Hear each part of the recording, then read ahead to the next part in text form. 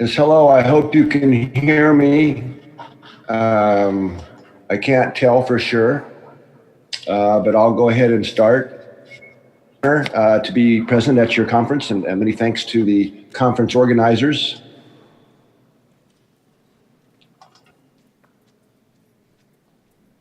Okay. It's my honor to be here. So the presentation I want to talk to you about today is our research on how we're more deeply interconnected with each other and with the earth itself than has ever been previously imagined, and how our attitudes, our thoughts, feelings, and beliefs really do matter and reach out and affect others. They're not just within us, but they literally reach out and affect other people. So the mission of the HeartMath Institute is to really help people bring their physical, mental, and emotional systems into balanced alignment with their heart's intuitive and guidance. And this unfolds the path for becoming heart-empowered individuals who choose the way of love, which they demonstrate through compassionate care for the well-being of themselves, others, and planet Earth. So our research is really focused in three kind of main areas: our personal coherence, social coherence, and global. And I'm going to be talking mostly today about global coherence.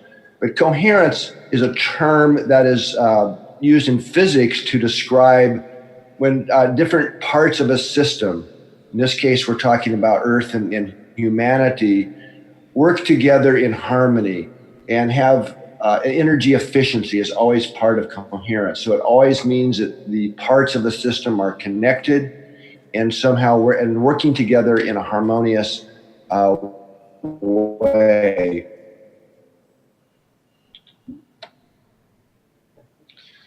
So personal coherence is an optimal state in which, that may sound like an odd statement at first, but I would ask you to all consider if there's been a moment or a time recently when you were either asked to do something or thought you should do something, but there was a deeper inner sense that wasn't the correct action, or that wasn't aligned with your deeper values or who you really are.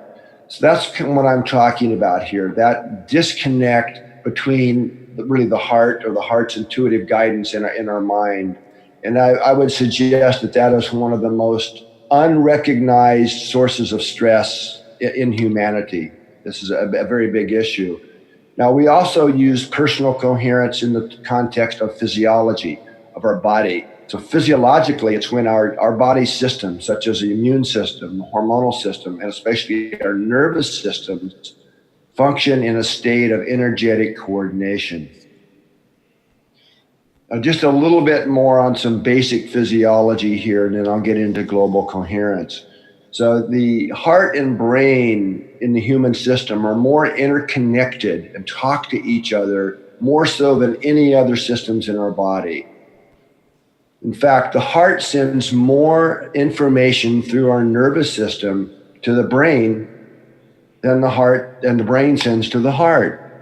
And this may sound like a new discovery, but this has actually been known since the late 1800s. And it's these quality of these neural signals flowing from the heart to our brain have profound effects on the brain, on our mental activity. It has a lot to do with our emotional experience. So we have a very scientific understanding of why there are so many sayings in our languages about play with heart, or go to your heart, it knows the right answer, or sing with heart, right?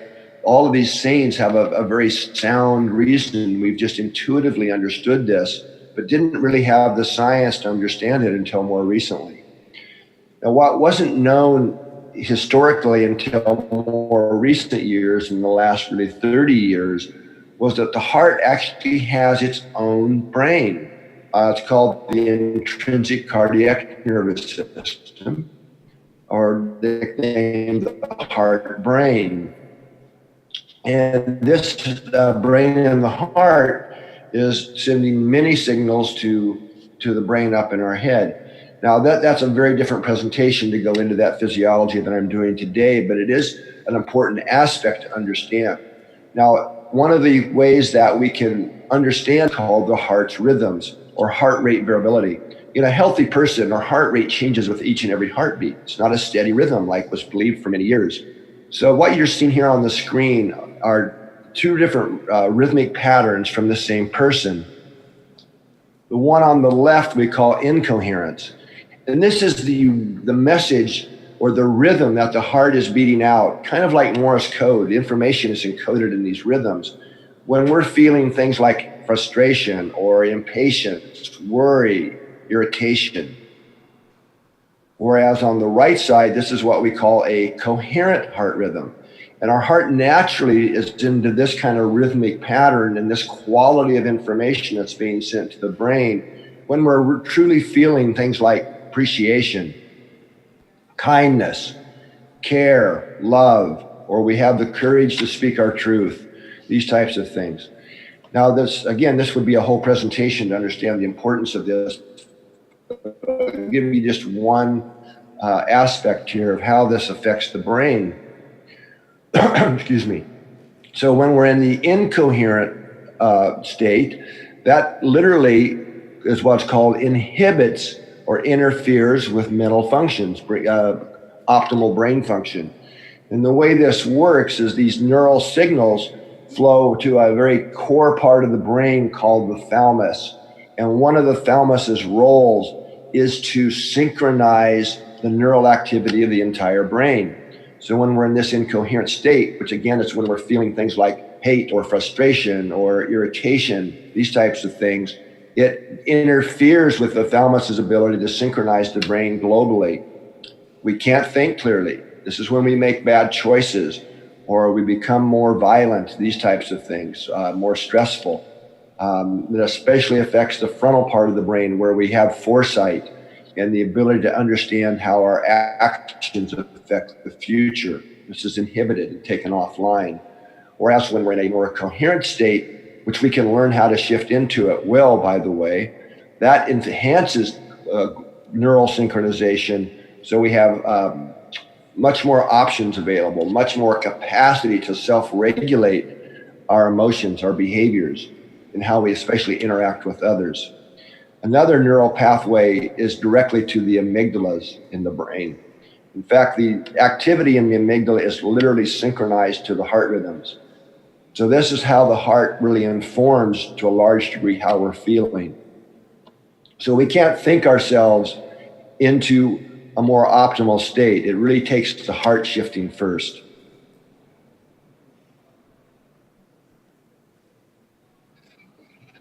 So we also talk about social coherence, and this is a big focus of our research now. So social coherence describes when groups, communities, or entire countries and organizations can achieve stable and harmonious relationships. And this allows for the efficient flow and utilization of energy and the communication required for optimal collective cohesion and purpose. And this is also something we can measure. Again, I'm not going to go into a lot of that today, but that's a big area of our research. Now, moving more into the energetic type of communication that occurs, to help understand this, we've done a lot of research here that shows that, well, first of all, when we're in a heart coherent state, the heart literally radiates a more coherent electromagnetic signal into the environment that can actually be detected by and affect the nervous systems of other people or animals. So this image you see here is the shape of the magnetic field produced by the heart. Now, how do I know this is true? We can measure it. This is a magnetic field that's measured with devices called magnetometers. And we can detect the heart's magnetic field about 3 feet from the body. Whereas with the same magnetometer, a measurement device, you can measure a brainwave about 1 inch away from the body. So the heart has is the magnetic field relative to the body. So these magnetic fields when they're in the audience, you are all sitting within the fields of each other, quite influence each other through these fields that we create. Again, we can measure these and by the heart's field, magnetic field. So this is what these two things you see here, these two graphs. One is, these are called spectrums. So one is what the information looks like that we're radiating into the field environment when we're in a state of appreciation, and the other is what it looks like when we're angry or upset. Now, not that the patterns matter so much, but the point is that they're very different. And this is the same thing as how a cell phone works. We use a magnetic field or an electromagnetic field to carry information. The voice, the picture, your text message is being carried by the electromagnetic field from your phone to the cell tower. Now, it's the magnetic component that allows your phone to work inside, because magnetic fields penetrate. They go right through walls and so on. And that's why your phone can work inside. So it works the same way in the human body. The magnetic field radiates externally to the body. And this is Josh and Mabel, who's my son. And he was much younger than when I did this experiment than he is now. But the experiment I want to show you here is when Josh, who's on the bottom of the graph, here, being monitored to look at their heart rhythms, both Mabel the dog and Josh my son. And when Josh shifted into this coherent rhythm, which is a technique we call a heart lock-in, where you really go to the heart and feel appreciation and radiate that to others, to yourself and others, you can see that the dog, Mabel, shifted instantly. Now, what's important to understand here is that this is an energetic type of experiment. There's no physical contact. In fact, they're quite a few feet away. So what we see here is that the dog picks up on the information in the field that Josh is radiating and makes a profound shift in her own rhythms. So this is what you could call dog coherence. And this has been confirmed many times, not just with dogs, but with horses and other types of animal systems. They're very sensitive to the field environment and can shift to mirror our states. Now, this is an experiment that I think is really important. I won't go into all the details, but it was a large experiment with many people, and they were put around a table and wired up to measure their physiology, especially their heart rhythms. And three of the people around the four at a time were taught just several weeks before the experiment how to use a technique to shift into more heart coherence. The fourth person didn't know what the experiment was about. They were naive to this. So the question is when at random times these three people are signaled to shift into this coherent heart rhythm, does it have an effect on the other person, the naive person? And you can see on the screen the answer. They became more coherent. So what this proved is that when we're coherent, we are creating a personal field environment that can literally, measurably help lift others into a more optimal state where they can make better choices. They can feel better and connect more with their own heart's intuitive guidance. So global coherence and the research we're doing here is taking what I was just sharing from the local environment, like our living rooms, our workplaces, our classrooms, to the global level. So GCI for short, Global Coherence, the mission is it's a science-based project. It's we have a lot of collaborators, very co-creative, to unite people in heart-focused care and intention, to facilitate the shift in global consciousness from instability and discord to balance, cooperation, and enduring peace. Now, some of our high-level hypotheses, and really the first one especially is not a hypothesis. It's very well established. There's actually hundreds of research studies showing that the background fields of the planet itself, of Earth, the magnetic fields, which I'll explain briefly to you, have profound effects on human mental functions. Our brains, cognitive functions, our emotions, our behaviors are all affected by the planetary fields that we live within. Now, what our research is suggesting is that the Earth's fields are just like the cell phone I described earlier. They're the carrier waves of biological patterned and relevant information, and that this connects all living systems that live within the field, of course, which is all of humanity. All animals and plants and trees and so on are all within the big Earth magnetic field. And what we're saying here is that we're all coupled to that field, and thus we each affect the field. And so I call this a global information field that we're all contributing to. So when large numbers of people, by activating more states of care, love, and compassion, this generates a measurably more coherent field environment that can benefit others and help offset the current planetary-wide discord and incoherence and all the poor choices that we're making. Now, this is some data from a very famous Russian astrophysicist, Alexander Chesovsky, who was drafted into World War I. And being an astrophysicist, he was keeping one eye on the sun and one idea on, when there was high solar activity, that people down here on Earth, it affected their behaviors in ways that weren't always very positive in some respects. So the blue line on top, if we go to the far left on the top, starts in 1749. So he did an exhaustive study of human history, and then it wraps around up to 1926 when this data was first published. And what the blue line is showing us is there's a dot there for each year for the number of major human events that occurred that year. So these are big things: starts of a war, revolutions. There could also be some positive things, but planetary-wide events. The red line on the bottom is the solar cycle for the same time periods.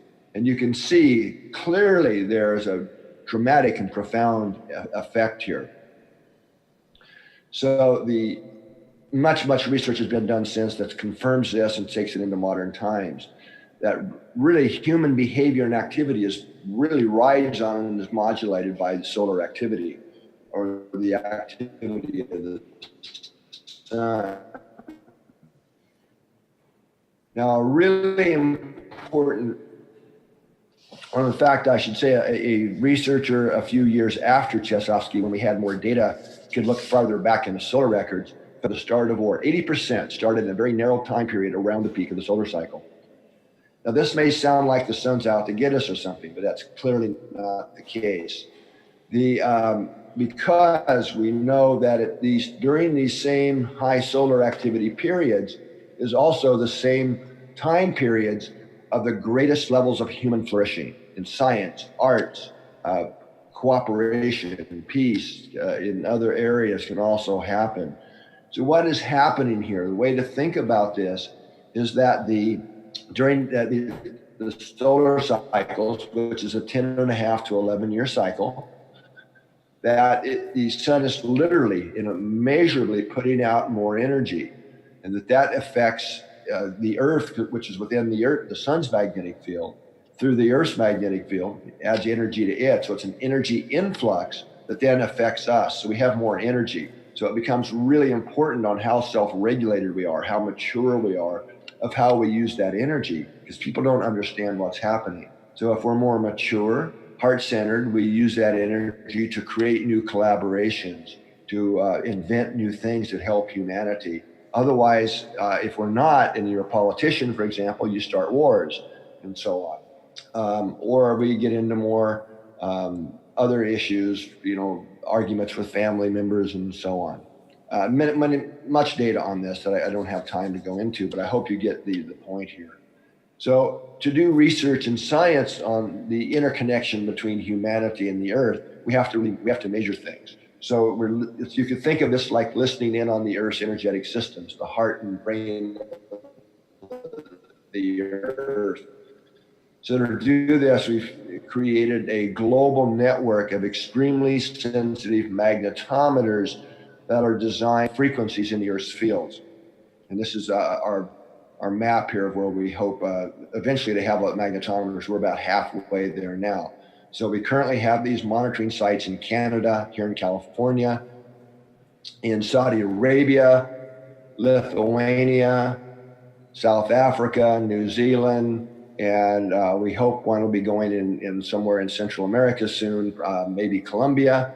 Guatemala would be also a great place if we could find a collaborator there that would like to host a site. But that will be our next site. This is what a monitoring site looks like. This is the one here in California. So again, these are extremely sensitive magnetometers, and they're underground. So what these magnetometers are measuring, so this is an idealized picture of the Earth and the Earth's geomagnetic field. Now, the geomagnetic field is critical for life on Earth as we know it. It's the shield that protects us. Without the magnetic field, the geomagnetic field, Earth would turn into Mars very quickly. The solar radiations and wind would blow away the atmosphere, and the water would dissipate very quickly, and it would just be a dry planet with no current life like we know it anyway. So these white lines you see represent what are called magnetic field lines. Now you might recall, I think most of us in our education back in high school and before, had the experience of dumping little iron filings on a glass plate. And you put a magnet under that and you kind of tap it, and all these iron filings kind of magically line up in lines, if you remember. These lines that we're seeing are literal magnetic field lines. And the magnetic field of the Earth works the same way. There's these field magnetic flux lines or field lines. Now, what happens is if you think of these field lines like guitar strings or any kind of stringed instrument, because this is exactly how they work. So when you pluck the string on a guitar or a violin or any instrument like that, of course it vibrates and it has a note or a frequency. So the field lines, the magnetic fields of the Earth work exactly the same way. And what is plucking the field lines of the Earth is the solar wind. So the solar wind are these high energy particles. This is not the photons that we see that make day and night, but it's the high energy particles that are blown out and create what's called the solar wind. And the solar wind travels about 1 million miles per hour on a quiet day. And it's strong enough that it pushes in the magnetic field of the Earth on the daytime side and stretches it out on the nighttime side, like you can see in this image here. But Earth is turning within this, and so is the sun. So what happens is as the solar wind rushes by, it plucks the strings, the field lines. And new satellites that have only been up in space a couple of years are now able to visualize the ringing, the plucking of the Earth's magnetic field. And that's the image you see here. This is real data. These are not artist images or something. So the little tiny white ball you see in the center of both of these images is Earth. And we can actually see and visualize the ringing of the magnetic field of the Earth. Now, what's really important I think just phenomenal to understand is when we measure these resonant frequencies, like the strings being plucked, the field line resonances, as they're called, here on Earth, one of the primary frequencies is 0.1 hertz. That's the first peak on the left of this figure. Now, that is one of the primary rhythms of the heart and cardiovascular system. All of these field line resonances overlap with human heart rhythms and autonomic nervous system rhythms. So let me show you, when we're in that, I mentioned earlier, the human heart, when we're feeling appreciation, kindness, care, that the heart beats out this coherent rhythm. The frequency of this rhythm is exactly the same as the resonant frequency of the primary field line resonances, 0.1 hertz. So our heart rhythms are quite literally the same frequency as the field line resonances of the Earth. I'm going to pause just for a second to let you soak that in, because this is a profound understanding and finding. Now, there's also a second type of magnetic wave or frequency that's a global Earth scale frequency. And these are called Schumann resonances. Now, this is very different than the field line resonances I just described. So these are magnetic waves that are rotating or traveling around the planet that are trapped between the surface of the Earth and the bottom of what's called the ionosphere, the planet. Also really critical for life on Earth as we know it, another type of shield. It's a plasma, which is the fourth state of matter in physics. And we won't go into a lot here, but one of the qualities of this plasma, the ionosphere, is that it's like a mirror to lower frequency magnetic waves. They bounce off of it. This is how amateur or ham radio operators can talk to other people around the world. It's that they send up their radio wave and it bounces off the ionosphere, and that goes around this cavity, and that's how you can communicate with others on the other side of the Earth. So the shape or the size of this cavity determines the resonant frequencies that fit. So if the frequency fits, it becomes a globally propagating standing wave, which just means it's everywhere all the time.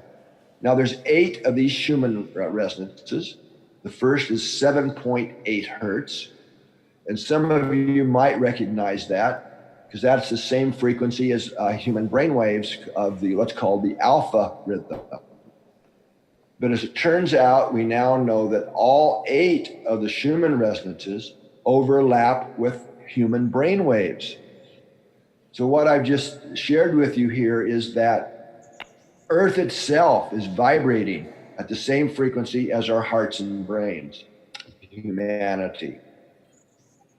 Now, if we time travel back again to science class, most of us also got to do experiments with tuning forks, where you have 2 tuning forks tuned to the same frequency, and you tap on one and the other magically starts to vibrate with it.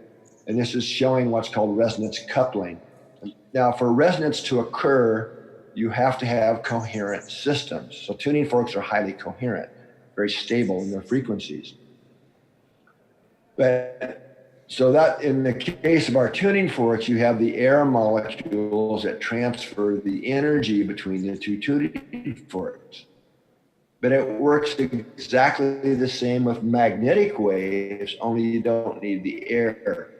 This is how our cell phones will work again. There are thousands of cell phone communications of the magnetic waves right now all around you. How does your phone know how to get the message that it wants, the frequency it wants? Is we quite literally how that works is in the receiver of the phone is we tune it to be resonant with the right frequency. And as soon as it is tuned to that same frequency, you can transfer the energy and information instantly from the air, from the background, the magnetic field, and there, voila, we're having our phone conversation. So what I'm saying here, what this proves, what we know from physics, is when 2 systems operate or vibrate at the same frequency, you can transfer energy and information. So what I'm suggesting here, or more than suggesting, is that our hearts and brains and the Earth are all tuned to the same frequency. So we know we have the capacity for transferring energy and information between ourselves and the Earth itself. And many experiments are now showing a level that we haven't typically considered. So this is an experiment here showing a group of people who were monitored. We measured their hearts, their heart rhythms, the electrocardiograms, continuously 24 hours a day for 30 days for a full month.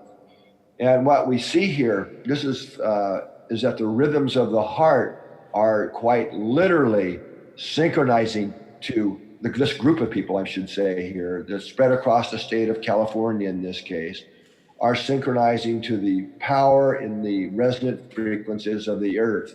So the red line is the Earth, the power of the resonant frequencies of Earth, and the other blue and black line is the heart rhythms, the variability of this group of people averaged together.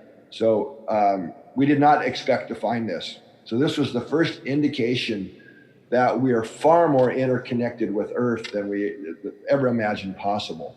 And on the right, you see what's called the spectrum. And we see that there's an exact overlap of the frequencies of this group of people, basically, and the Earth. So their hearts are operating at the same rhythm and with the Earth, even though they're spread over quite big distances. Now, this was a profound finding that had to be replicated before we could really believe this. It was so, so excuse me, so profound. So we were able to get funding for a much larger study. So we had groups of 20 people in 5 countries around the world. So these were groups in New Zealand, Lithuania, California, Saudi Arabia, and also a group in England. And who did the same thing, who wore these recorders to record their electrocardiograms and their heart rate, their heart rhythms over a long time period. And having many more people around the world, we were able to confirm, yes, this is happening globally. In other words, some people's hearts are in sync globally, no matter where you are on the planet, and even independent of what time zone you're in. But we also found something else. I think something that's really important is there are 3 types of subgroups within this global synchronicity. On the left, you see a group pulled from these over 100 people around the planet who are extremely in sync in what's called positive correlations with the Earth, the resonant frequencies of the Earth. And the tightness of this synchronization is just, again, it's profound, how in sync we are with the rhythms of the Earth. The group on the left is also synchronized together as a group, but in this case, they're having the opposite physiological reaction to the change in the Earth's magnetic field. Now, this isn't good or bad. It's just 2 types of synchronization that go on. And we don't fully understand why you would be in which group yet. But more profoundly, there was a 3rd group that wasn't in sync with anything, each other or with the Earth. And I would suggest this is not the group you want to be in. Many new studies are now showing that it's a really important to be in sync with the Earth. So I'm going to hypothesize now that group that's out of sync are really the people that are out of sync with humanity, okay? That are really out for themselves. We haven't proven this yet, but I think that we will be able to in the future. Now, as part of this study, we also had all the group members of all these subgroups around the planet do a technique. It's a heart meditation called the heart lock-in together at the same time. So we organized this. And we were able to look at the individual's level in each group. So there's 20 people in this particular group. This is the Lithuania group here. Assess how in sync they were with the Earth. And what is phenomenal is that after this 15 minutes of this heart-based meditation, where people were really in their that coherent rhythm, is that the group members were far more synchronized with each other in the group at a measurable physiological level, meaning there's more information transfer between the group members at this unseen energetic level. But they also became more in sync with the Earth. And this had a 24-hour effect. So just 15 minutes of really being in the heart synchronized them with the Earth for a full 24 hours. And the same thing was true for all the groups. So these groups all around the world became more in sync with each other and with the Earth. I'm not going to show you all that profoundly a big effect here. Now, one other thing that I just wanted to share with you that we're doing to test these type of hypotheses and measure this is, as I shared earlier, all living systems are within the planetary field. So one of the things we can also measure is that we're creating a global network to measure tree potentials. Now, I'll explain what that is in a second, but trees create fairly large voltages that we can measure. So the questions we want to ask are trees affected by human emotions? In other words, when a large event happens where a lot of people are feeling the same thing at the same time, we believe we'll be able to measure that by looking at lots of trees globally and detect these responses. We can also start doing research around with the biofield of trees and how they can have an uplifting effect on people. Many studies have now shown that when we're in the forest, that people are more healthy, they do better, feel better. We hope to be able to dig into that more and ask why. And there's also new data showing that because trees are plugged into the earth, we can also measure the electrical activity of the earth itself, and changes in the earth's electrical potentials occur before earthquakes. So this is a global network. This is that will be a global network. So this is different trees, redwood trees here in California in a grove that are all connected. So we know now that high voltages in what are called millivolts, which is about the same level as a human heartbeat. And nobody that I've been able to talk with in terms of plant physiologists know or understand how trees do this.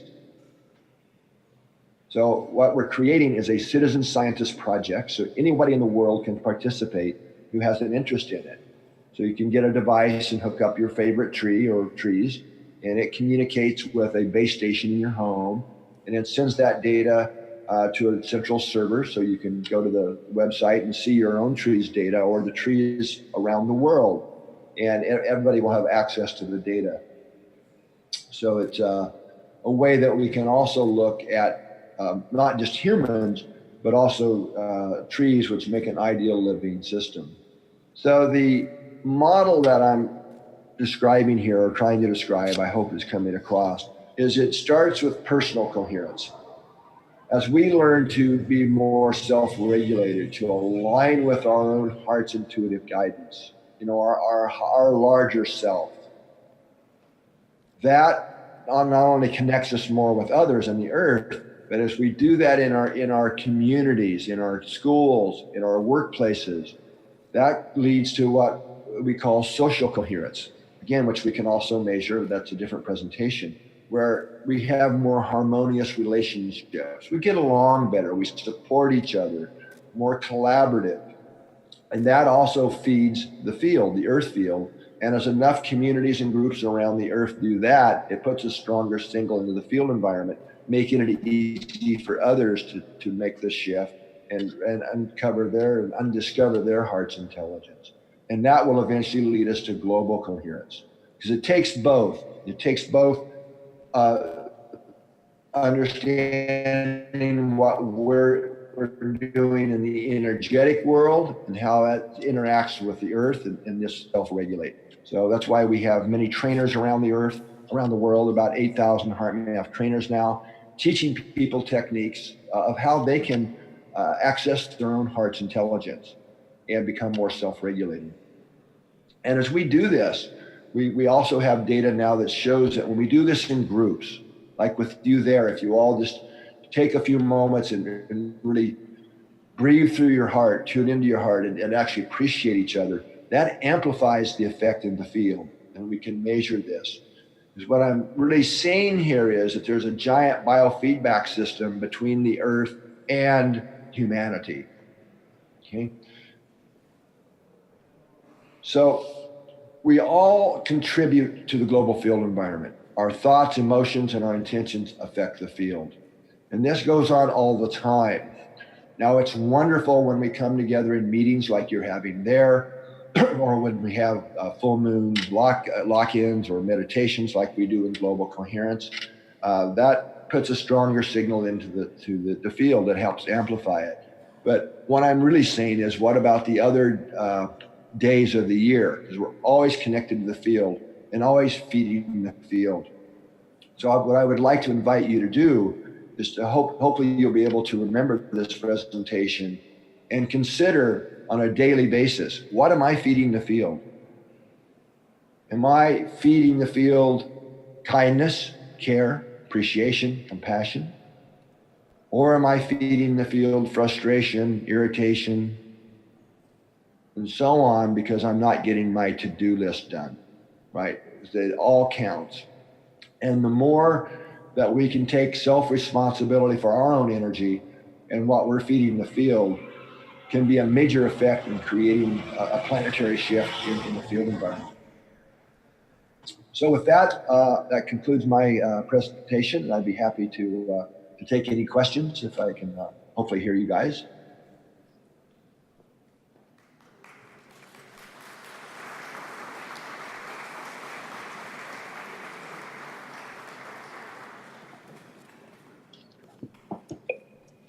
Con permiso, voy a hablar en inglés con el Dr. McCraty.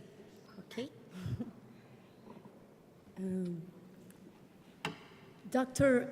McCraty, thank you very much for your presentation for us. And that made me wonder what a special opportunity we are having here, creating this magnetic field right here and right now. And maybe only breathing together and feeling each other's heart, and I'm Brazilian, I may cry when I say that, we are working for peace. So that's very important and a great opportunity for us to be here together, and your knowledge brings a great portion of consciousness to all these opportunities. And my questions, como debatedora voy a hacer una pregunta y después nosotros también podemos hacer otras.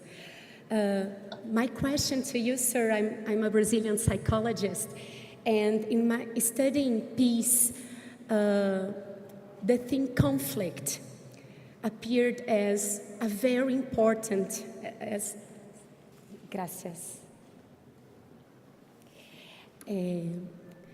The theme conflict has a very important role on the goal for constructing a culture of peace, because in the face of conflict, we can choose different attitudes. We can look to conflicts as something dangerous, as something to avoid, as something to be afraid of. And in my research, I noticed that leads us to violence, and that we need to learn how to go through conflict. We need to disconnect conflict and violence. We can look at conflict as an opportunity to grow. We feel in conflict when we meet something new, when we meet the unknown, when we meet challenges. And we need to learn to deal with our emotions, not to avoid conflict, but to go through it, to win what we need to live in peace. So my question is, in this perspective, this holistic perspective that you have presented us, is the process of searching for personal coherence an exercise of learning how to go through our internal conflicts in a peaceful way? If conflicts are natural and necessary in our lives, is coherence a process of learning manners of respectfully and peacefully winning the challenges of the unknown, of the differences, and what this path may teach us about crossing conflicts towards our social and global conflicts towards a culture of peace. Thank you very much. Thank you. Muchas gracias. Yeah, well, the short answer is yes. Exactly what coherence is really all about, personal coherence. And that's really why HeartMath, the HeartMath Institute exists, is to help educate and bring very practical skills to people that allow them to become more coherent. And what, in another presentation, maybe I could do another time, I talked about, it literally connects us with that deeper part of ourself, what you could call your core qualities and values. I tend to think of it as whatever culture you're in, people call it their higher self, their spirit, their soul, with that deeper connection with who we really are, which is above the human conflict. And it allows us to meet challenges. You can call it conflict, I would call it challenges, that we encounter in a more self-regulated but a peaceful way. One of the things about as we align with our larger self is that we become more inclusive in our decisions. It's not that we have to agree with everybody all the time or all be best friends, but it is how we learn to be inclusive in our choices and decisions that affect the wholeness in a way that is inclusive, but yet not at the expense of the individual. Hope I'm probably not answering your question, but the HeartMath tools and techniques are being utilized in many of the world's peace projects. So we're very involved in Colombia, for example, in helping the peace process there, but also in other countries as well. Because the key, from my perspective, is giving people the tools, techniques that they need that they haven't been taught, because this can be taught. But the key is that we have to connect to something deep within ourselves that's larger than our mental thoughts and beliefs and emotions, and finally bring those into alignment and regulation. But it takes another level of a deeper sense of power to finally bring emotions into alignment and regulation with the heart.